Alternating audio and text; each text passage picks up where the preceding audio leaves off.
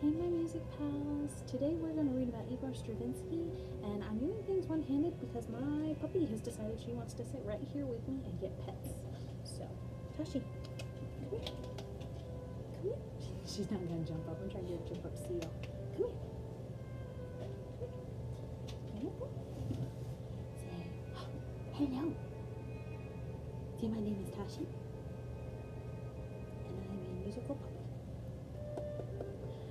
So, the music that you're hearing right now is Igor Stravinsky.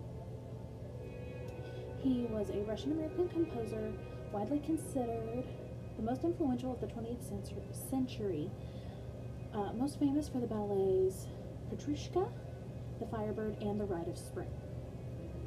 The most famous riot in classical music history took place on May 29, 1913, at the Paris premiere of the Rite of Spring. Half of the people stood up and cheered, the other half screamed till their faces turned purple. Police arrived to break up fights. Hardly a note of the music could even be heard.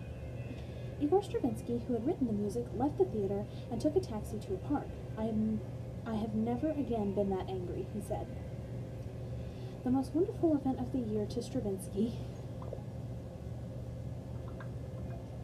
when he was a child, was the coming of spring, the violent Russian spring that seemed to begin in an hour and was like the whole earth cracking. Otherwise, says Stravinsky, I do not like to remember my childhood. His father, an opera singer, had an uncontrollable temper, and Stravinsky was frightened of him. Nor was he close to his mother. Even after he was famous, she could scold him until he almost cried for not writing music like the composers she liked, or his piano teacher, a blockhead. Tashi, sit. Sit. Sit.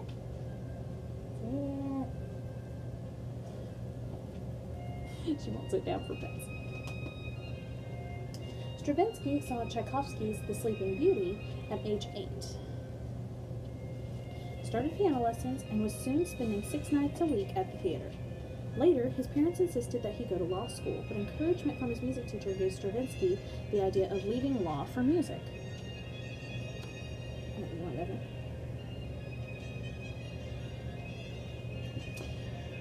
Stravinsky was one of very few composers who reached success overnight, in his case with the Firebird, a ballet based on old Russian legends. And after the Rite of Spring, which some say changed the whole course of music, he was world famous for the rest of his life. He developed self-confidence and a large ego. To amuse himself, he kept a file of pictures of conductors in ridiculous poses. Stravinsky supported himself through composing. When asked about the high fees he charged, he explained, I do it on behalf of my brother composers, Schubert and Mozart, who died in poverty. Stravinsky supported, always in search of the quiet he needed to compose, Stravinsky left Russia for Switzerland, then Paris, and finally California, where he lived in Hollywood. He married a childhood sweetheart, Catherine Nozinko. One of their 4 children, Selima, was a pianist who later toured with his father. After Catherine died, Stravinsky married Vera Sadukin, a painter. My music is best understood by children and animals, Stravinsky claimed. When in a new city, he always visited the zoo first. He smoked cigarettes in a long holder made of an albatross beak. His house was full of birds. When lunch, perhaps rare roast beef, dark bread, and Italian espresso, was ready, Mrs. Stravinsky would clap her hands in the hall beneath his studio. If he was ready, he would clap his hands too. He relaxed by playing card games, going to movies, and standing on his head. He said it cleared his brain. And sunbathing. He wore a battered green beret, even to bed, and had a vast collection of silk scarves. Superstitious, he wore sacred medals pinned to his underwear. Come here, Tashi. Good Tashi. Stravinsky had many illnesses, including tuberculosis. But he must have been stronger than he seemed, because he lived until he was 89. He was buried in the Russian corner of an Italian cemetery. In our musical notes, in 1940, Stravinsky was the only living composer whose music was used in Walt Disney's movie Fantasia. The Rite of Spring accompanies animated scenes of erupting volcanoes, prehistoric forests, and battling dinosaurs.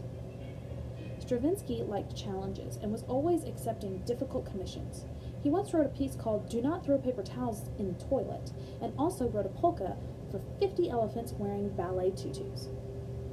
Stravinsky was one of the few composers whose complete works were recorded mostly under his own supervision, thus leaving a guide to how he wished his music to be played. So there is our bit about Stravinsky. Our next composer is another female composer named Nadia Bollinger, and we will read about her next time we're together. So, Tashi, do you want to come say bye? Come here. Come here. She doesn't want to jump up. Come here. Say, look up. Say, bye guys and music pals. So what is my mommy doing to me? Till next time. Bye, my guys, gals, and music pals.